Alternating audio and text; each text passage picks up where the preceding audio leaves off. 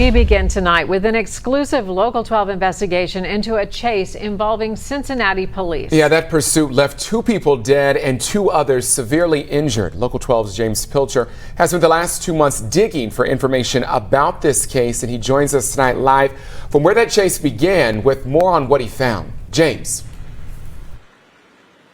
Thanks, Kyle. It was August 7th of last summer when Cincinnati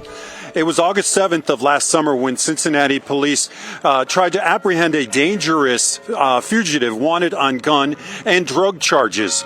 It started a chase that went right by here that still has a cloud hanging over the department. 2 innocent bystanders with serious injuries and 2 more beloved parents and community members dead on a sidewalk 6 miles from here in Newport, Kentucky.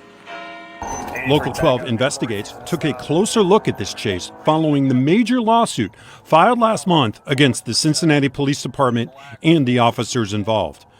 What I discovered is a longer, faster, and more dangerous pursuit than was realized at the time. It not only resulted in the deaths of Raymond and Gail Label and severe injuries to Stephen and Mary Beth Klein, but also several reprimands against the officers involved. The department's own investigators highlighted the numerous violations officers made in the chase in this report obtained through 4 separate open records requests. We are retracing the chase to show you those violations along the route. We are using body and dash camera footage also obtained through an open records request. It took suspect Mason Meyer just 7 minutes to cross the 6-mile route according to the lawsuit. A recent drive took me more than 30 minutes. Led by CPD Sergeant Timothy Lanter, speeds exceeded 100 miles an hour at certain points. It's a black Ford Fusion. They were trying to stop Meyer, a known felon wanted on gun and drug charges who also threatened to kill anyone who tried to arrest him. This is Sergeant Lanter's body and dash cam video. CPD policy prohibits officers from driving more than 20 miles an hour over posted speed limits without approval from a supervisor. The internal investigation also reports officers didn't call in times or speeds to the officer in charge as required by department policy. Veteran civil rights lawyer Al Gerhardstein is helping file the case against CPD for the Label family. He says the chase was unnecessary, with officers tracking Meyer's cell phone. They were pretty much going rogue at that point and not following the policy at all, giving himself authority to break the rules. Driving the wrong way on a one-way street. Meyer sideswiped another car on the ramp from the 6th Street Viaduct to 2nd Street. Officers didn't stop to aid the 2 stranded women.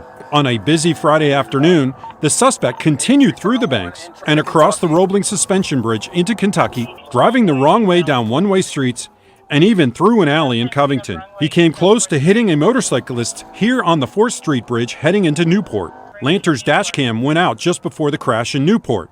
He just crashed. His body cam picked up these dramatic moments when he confronted Meyer and Kristen Johnson, who was helping him try to escape, according to police. Get on the move! Do not move! Start me fire!